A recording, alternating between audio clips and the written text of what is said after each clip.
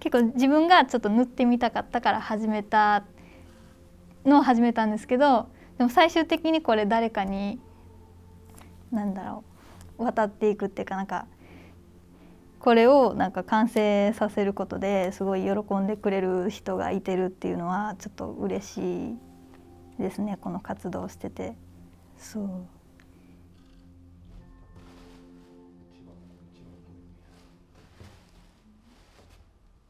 神社やお寺、それからも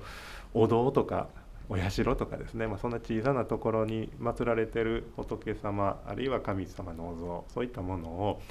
こう保護するということで博物館で預かって、でその預かった仏像とか神像を、まずはですね、その造形どんな形をしているのかということの記録を取ります。それは地元の和歌山県立和歌山工業高等学校の産業デザイン科の学生さんたちの、授業の一環として、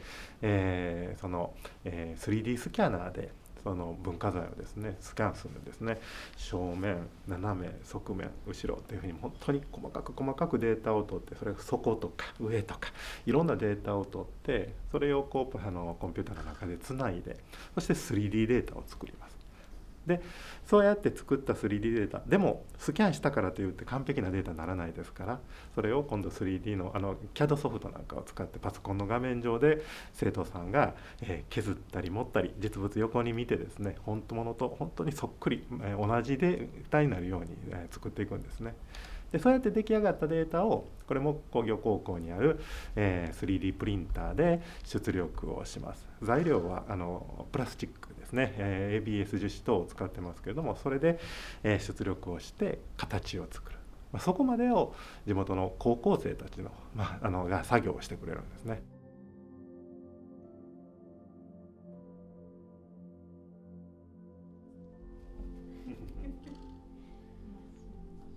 で出来上がった 3D プリントされたさっきのまさしく真っ白な状態の、レプリカですね、複製の、に今度は色付けをしていくわけですけれども、表面どうしてもこう積層して、 3D プリントっていうのは積層して積み上げていきますから、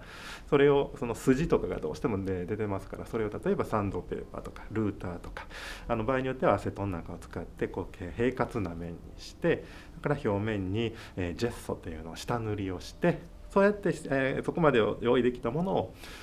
和歌山大学の学生さんにアクリル絵の具を使って着色をしてもらうということで、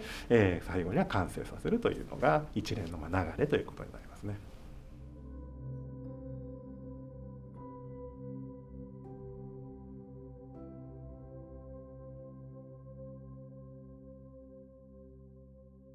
私は大学で、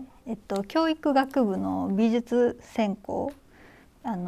学校で美術とか図画工作とかの先生になるための勉強をしてたんですけど、でそれで結構この絵を描いたりするのが好きやったりして、であと大学で、大河内さんみたいに学芸員になる資格を取れる授業があって、それでここの博物館に来た時に1階のところにこういうこのレプリカお宮代わり仏像とかいうのを結構飾ってたりして、自由に触っていいみたいな形で置いてたのを見たり、その授業で博物館でこういう活動をしてるところがあるよみたいな紹介を聞いて、ちょっと自分もやってみようかなみたいな大学でもボランティアの募集が出てたり、多分ここの博物館で1階でこれ実際に見た時にも大河内さんが多分いらっしゃって、和歌山大学の美術専攻やったらどうですかみたいなぜひやってみませんかみたいなことを言われて、ちょっと興味持ってやり始めたのがきっかけでこの活動をやってます。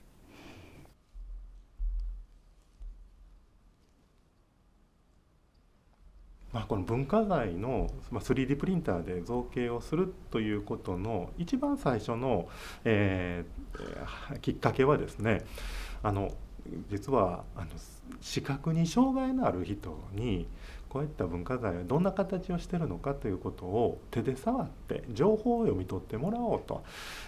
博物館という場所はですね、やっぱりガラスケースの中に資料があったり、あるいはケースの外にあったとしても、自由に触ったりすることはご遠慮してもらってます。それは物自体が壊れてしまったり劣化したりするからどうしても触っていただくわけにいかないんだけれども、でもそういう、ミュージアム、これは世界中のミュージアムが抱えている展示の仕方というのは、視覚に障害のある方にとってはもうバリアそのものだという大問題があるんですね。それに対して和歌山県立博物館ではこの地元の高校生大学生と一緒に触れるレプリカを作ってみようということで、取り組んだのが、実は一番最初のスタートはそれだったんですね。これはもう触れるレプリカですので、こうね、持ち上げてもらったりすることもできます。もちろん例えば視覚に障害のある方はこう触ってもらったら、髪の毛は螺髪といってちょっとこうね、パンチパーマのようなブツブツのこんな形になっているというのも触ると分かります。額には白毫という、部材があります。お経には白い長い髪の毛がくるくるっと巻いているものだというふうに書いてますけれども、仏像ではよく水晶がはめ込んだりしますけれども、その額の白毫があるなんていうのも触ると分かります。目があって顔があって、座るとこっちの手はセムイーンというね、印像をしています。何も恐れることはないですよ、怖くないですよ、武器も何も持ってないですよということを手のひらを見せて表現しているわけですけれども、それも触れば分かる。見えててもパッと見たら見えないところもあるわけで、例えば仏像の底どうなってるのかななんていうこともこうやったら分かります。なんか木が組み合わされてできてるんだななんてことが分かります。背中どんななんだろうなんていうこともこうやって見たら分かる。バリアを解消するバリアフリーっていう考え方とともに、最も利用するのが難しい人に合わせて作ると誰もが便利になるという考え方、ユニバーサルデザインとか、あるいはインクルーシブデザインなんて言い方をしますけれども、まさしくこの展示は博物館展示の、ユニバーサルデザイン化というものをですね、実現できている一つの展示手法じゃないかなというふうに思います。それを地元の高校生大学生が地域の文化財の複製を作って、それを活用してもらえるように提供してもらうということで、そういうですね取り組みの形も含めてね、なかなかまだ他の地域ではこういう取り組みが進んでませんので、勝手に和歌山方式って言ってますけれども、こういうみんなで地域の文化財を触れるようなものを作るというようなことをですね進めています。本当に仏像っていろんな情報があって、例えばこっちの仏像の場合は造形を見ると銘文が書かれてます。本当にどんな仏像でも銘文あるかというとそんなことないんですけれども、こういうふうに銘文を記してくれてたりすると、とってもいつ作られて誰が作ったのか、どのような理由で作ったのかなんてことが分かったりすると、仏像の歴史が一気に分かるということになります。運慶5代の孫宝元光春の作、光春という名前の仏像を作る作者ですね、作家仏師が作ったんだということが分かります。昭和3年ということで、南北朝時代の名器が、書かれています。ということで、これは今から650年ほど前の仏像なんだということが、実物の方はですね、これはそのお身代わりのレプリカになりますけども、実物はそういうものだということが分かる、とっても重要な名文を持っているお像ですね。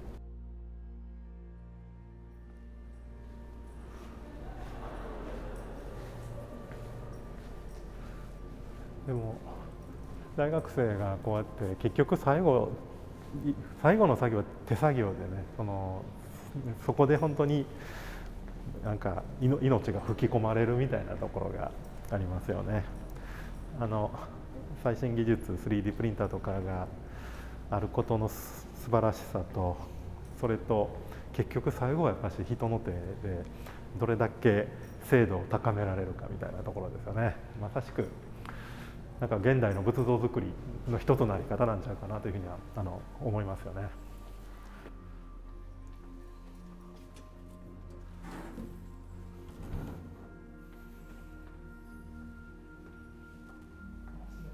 はい、どうぞ。